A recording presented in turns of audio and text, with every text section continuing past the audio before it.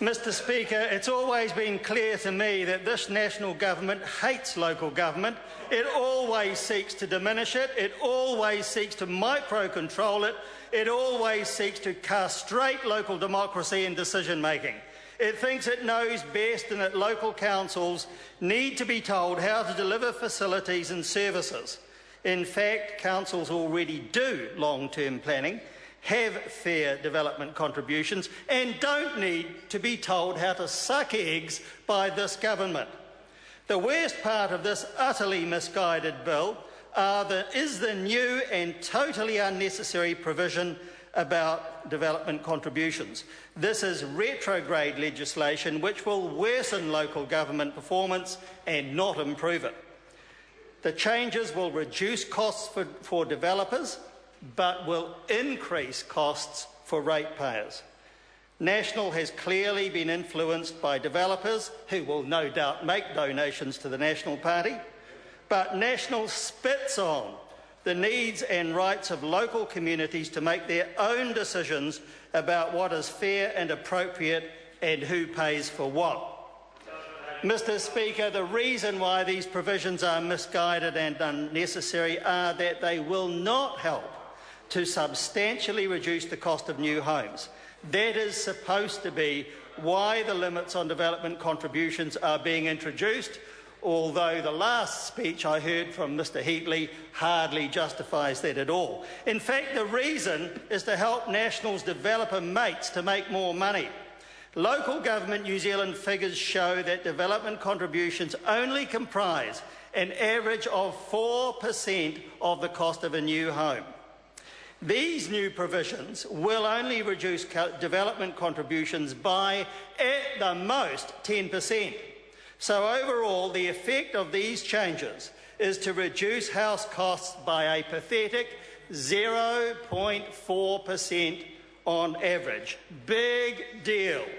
The truth is that these provisions show that National is utterly bereft of ideas about how to solve the housing crisis, which they have spent the last 5 years doing next to nothing about. This is all they have to offer, along with a pathetic $3,500 per home reduction in duties on building materials.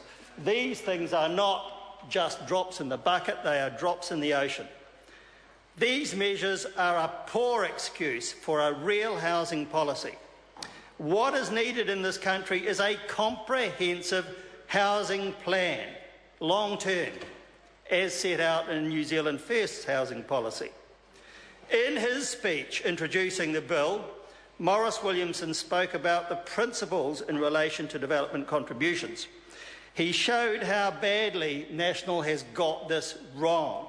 And this is what he said, quote, "The range of infrastructure for which development contributions can be charged will be narrowed. This narrowing reflects the principles that developers should pay for only the infrastructure that is required by the development, whereas communities pay for the infrastructure that will benefit the whole community." What absolute nonsense that is. The true principle is that the development contributions must provide a fair proportion of all facilities for the whole community needs and which they have sought from their councils. So these new provisions are useless, ineffective and utterly misconceived based on totally the wrong principles. Another so-called principle is the one in section 197A(b)(c), subsection C, which says cost allocations used to establish development contributions should be determined according to and be proportional to the persons who will benefit from the assets to be provided, including the community as a whole, as well as those who create the need for those assets.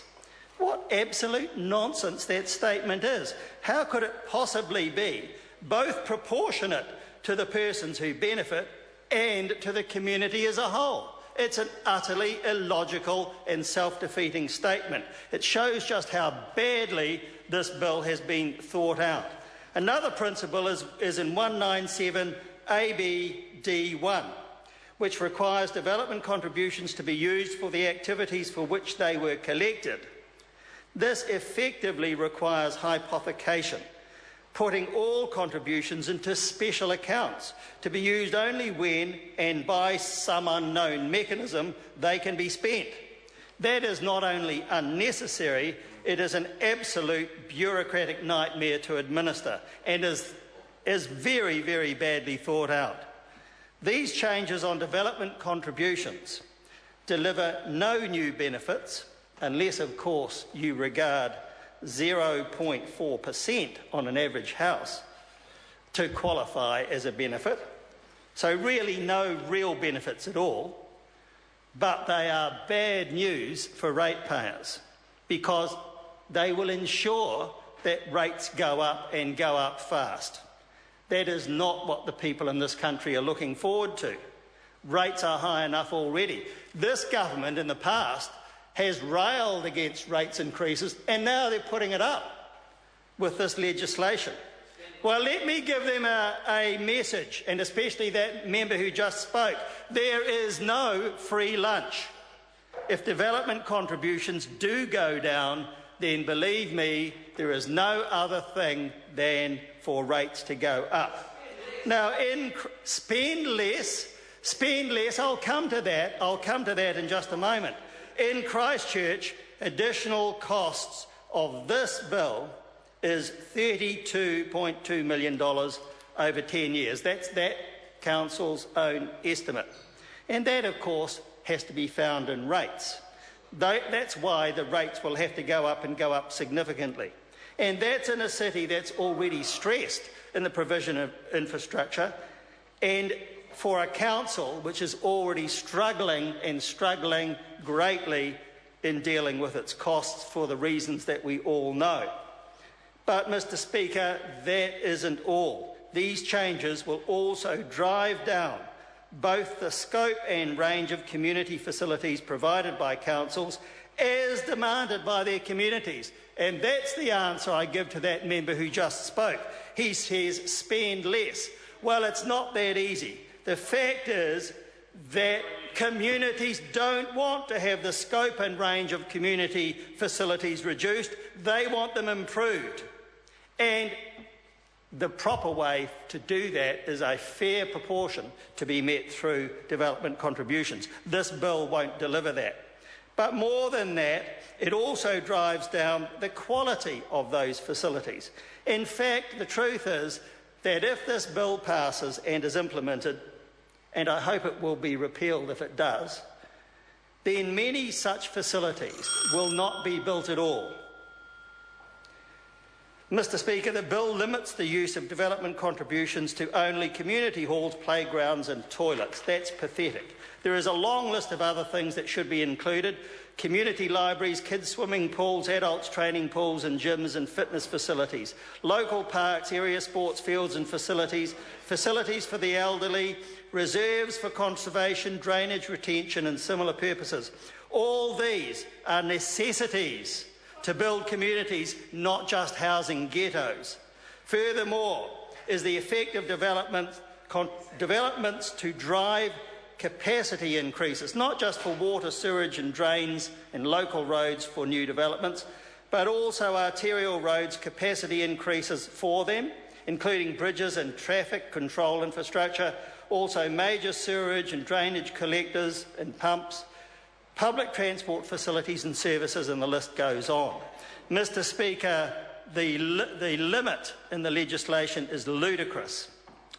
Not only is that short list ludicrous, but the effect is disastrous for local government, causing rates to increase, unfair and ineffective development contributions regimes implemented, and a reduction in the scope, range and quality of local facilities. And delivering, Mr. Speaker, no real reduction in the cost of new homes at all.